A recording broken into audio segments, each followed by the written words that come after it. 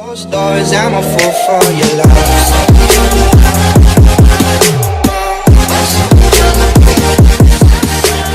Yo, Rest fam, what's going on? Welcome back to another installment of the Fantasy Draft Challenge. Like I said, you guys are enjoying this series. I'm gonna keep on making it, and let's move on to the next team. The last couple episodes have been pretty close.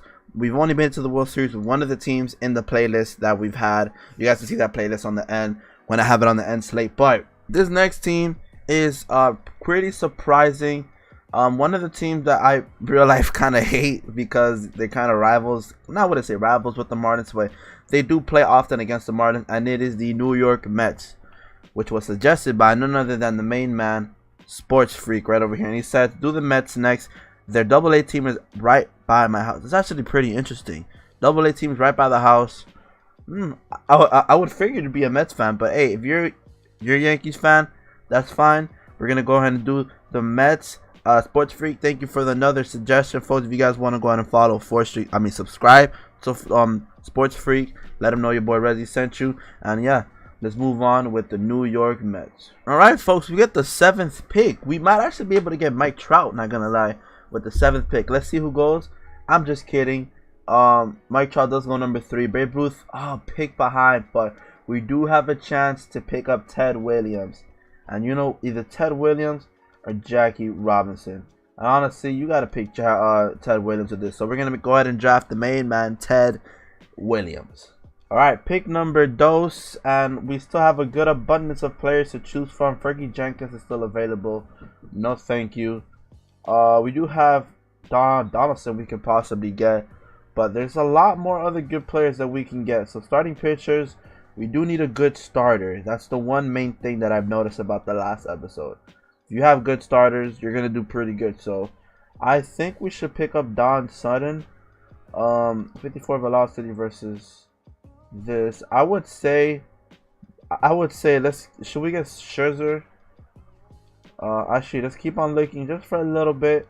I don't want to completely fall into Scherzer and select him instead of anybody else. Dodgers are 92 in this actually, and Donaldson's this. So Barry Larkin, Cal Ripken, a lot of good players still available.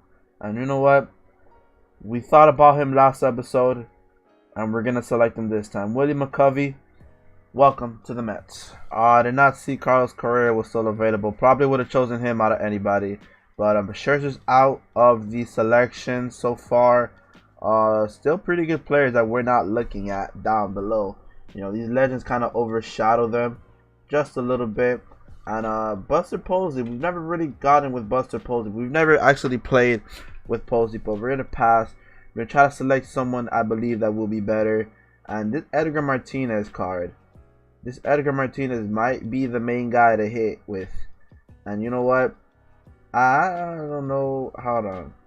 I guess they kind of bumped Brian Dozier up due to the fact that all these legends and stuff that you can select, so it's kind of bumped them up a little bit. Let's see, shortstop. You still got pretty good amount of shortstops to choose from. They're all mostly fast. I guess the best power hitting shortstop we have is Cal Ripken, but we already got him last episode.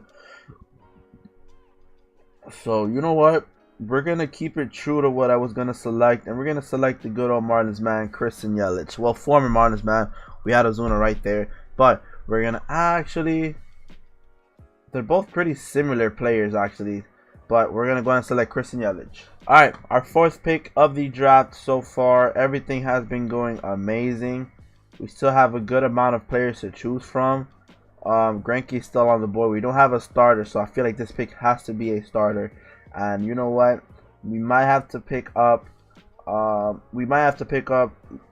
Greinke. Zach Greinke probably gonna be the better player to get. Honestly, he is pretty amazing. So we're gonna let's go ahead and draft Zach Greinke right now. All right, our last pick. I wouldn't say I'm not confident with our selections that we've gotten so far, but it is a little bit kind of like I could have gotten better players elsewhere, but that's besides the point now, honestly. Steve Finley, I don't know. Steve Finley. We do have JD Martinez still available, honestly. and Ken Griffey Sr., Dante Bichette. You know what? Let's pick JD Martinez. JD Martinez is a pretty good back. Alright, so we're now on to the regular season. Let's go ahead and check our scouting. A lot of Reds. Now, I didn't feel quite confident with this draft, to be honest. I didn't think it'll be good, but let's check who we have. Of course, we have Ted Williams. We have Willie McCovey, Zach Greinke, Goose Gossage. We got Pee Wee Reese, actually. We actually have an all-right team. I don't know what they're saying. We have an all-right team, you know. It's not bad, honestly. But compared to the other teams, we do have we have 490s. 490s. The rest of the teams, I would see kind of close to this. Joe Morgan. A lot of close. So let's check our lineup. Why is this guy starting? Pee Wee Reese, Ted Williams, Willie McCovey. Why is this Roberto guy there? But you know what? We can't touch it. I'm not going to touch nothing of this. This is how it's going to be. Our rotation is going to be Zach Greinke, Jeff Samardzija, Sean Manaea, Jared Ecoff, whatever, Zach Godley, and Goose Gooch is he actually a closer or is he a start? He's a relief pitcher, but he's going to be our closer for this episode. Bullpens, I think the bullpen's kind of where it's going to mess us up a little bit. Lineups there. Let's see how this happens. I don't have high expectations for this, honestly, but we're gonna have to go ahead and see what we can do. So, like you guys know how this goes, I'm gonna see you guys over on the All-Star break, and hopefully we get something done here. I'll see you then. Alright, so we're now at the All-Star break. We're now 52-43, better than the other past two teams that we've dealt with, but still kind of low. Let's check how everything is doing right now with the team. Lorenzo Cain leading off with 284, 11 bombs, 45 RBIs. Pretty good as a leadoff hitter. Pee Wee Reese doing pretty good, 301. I guess he's more of a, you know, fielding guy, less than an average guy. Let's check Ted Williams. Oh my God.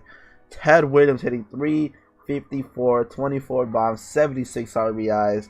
And right after him is Willie McCovey hitting 329, 24 bombs, 86 RBIs. These two guys have been carrying the team. JD Martinez can still hit bombs too, showing that he can still hit. And the rest of our lineup is so-so. But let's check the rotation now. Greinke 11-4 with the 2.81 ERA. Pretty good. Sean Manaea is doing pretty good as well, I would say. Samardzija as well. Everything looks alright, actually. I figured it was going to be worse than what it's better than what I expected, honestly. Check the league, how everything's doing. We're currently we're currently in first place in our division, which will probably give us a chance to make it to the playoffs if we keep the way to going right now. So we got a few people injured: Devin Travis, Peter Borges, and a few guys there. And let's check who is on top of the league. Jeff Bagwell's leading the league in average with the 362. Right behind him is Ted Williams, and at number 6 it is Willie McCovey. So our two guys, Ted Williams and Willie McCovey, are pretty good bats, and I'm quite happy to have him on the team. I do think at the beginning I was quite iffy whether it was a good idea. Ken Griffey Jr. right here, 99 overall, 32 home runs, 88 RBIs. He is in the lead, obviously, but at home runs, both of our guys are tied for 7th, but they're both 2 and 3 in the RBI category, so that's something to look at right there. Joe Torre leading the league in runs and all that stuff. Stolen bases, D. Gordon, Gerard Dyson, and Kenny Lofton right there. 2, 3 pretty good speedy guys.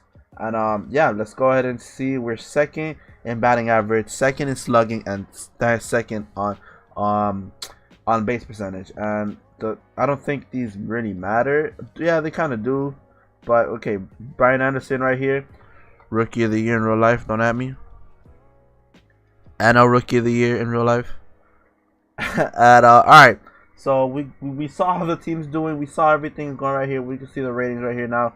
We now have 5 and 90 overalls, doing pretty good so far. We have a lot of 90s. I'm liking how the team is doing so far. If we keep this pace, we will make the playoff as an NLDS team, and we'll see how it goes. So let's go ahead and simulate to the end of the season, folks. Let's see what happens. Let's do it. And all right, folks. So sadly enough, I'm quite stunned at the fact that we did not make it over to the playoffs. We got it. We did pretty bad. 84 and 78. We finished off with a 519 winning percentage. Pretty bad. And what killed us is right here. This little bit right here.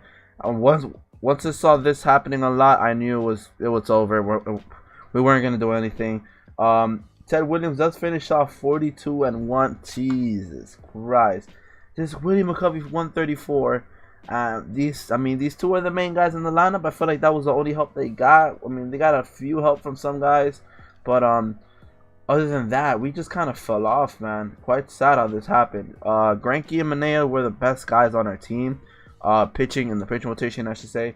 We were 3 games away from the Phillies, and we just fell off, man. We just fell off. We didn't get anything done here. Ted Williams did finish the league, finished with the highest batting average in the league. So I'm happy about that. And let's check on the home runs. And Ken Griffey ended up leading off the whole entire league in 50 home runs and 137 RBIs. That's quite incredible. Ted Williams was just 3rd on home runs, and 2nd and 3rd were Willie McCovey and Ted Williams on RBIs. So, let's check on the awards. Someone has won an award here, and Ted Williams did end up winning Silver Slugger. Willie McCovey won Rookie of the Year.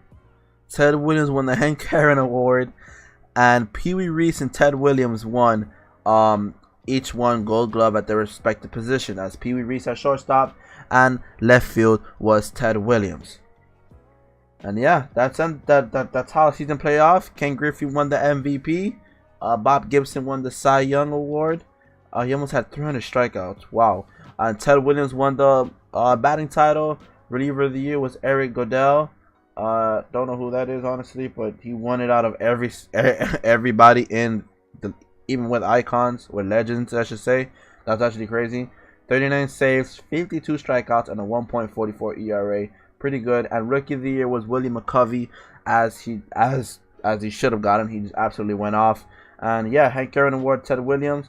And that's kind of how the season played off right there, folks. So that is episode, I forgot the count of it, but this is the New York Mets episode. If you guys enjoyed, if you guys more, please leave a like down below. Comment down the next team possible so we can do it on. I don't have another team set and prepared for tomorrow. So if you guys want to comment them down below, please do so, as it'll help the series. It'll help to keep the series alive and keep the series going. And yeah, it's been your boy Rezzy. Oh, and also subscribe. We're getting closer to the 400 mark. Let's try to hit it between the week or so, and let's see if it's possible. So it's been your boy Rezzy, and I'll see you guys in the next one. All right, peace.